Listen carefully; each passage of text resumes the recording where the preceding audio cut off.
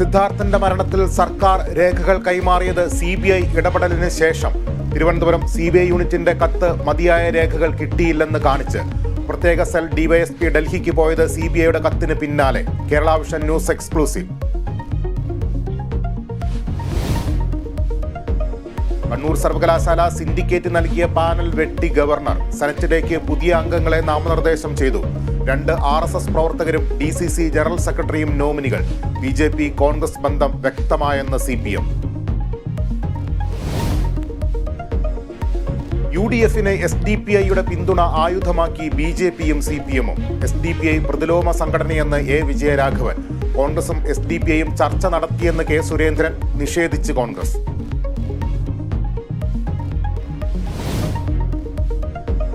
സംസ്ഥാനത്ത് പത്രികാ സമർപ്പണത്തിന് ഇനി 3 നാൾ. തിരുവനന്തപുരത്ത് പന്ന്യൻ രവീന്ദ്രനും പാലക്കാട് A. വിജയരാഘവനും പത്രിക നൽകി.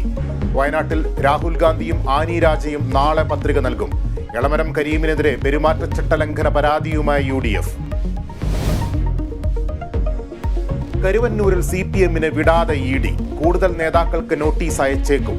തട്ടിപ്പും പാർട്ടി അക്കൗണ്ടും തമ്മിൽ എന്താണ് ബന്ധമെന്ന് MM വർഗീസ്. തെരഞ്ഞെടുപ്പിൽ ആയുധമാക്കി കോൺഗ്രസും BJPയും.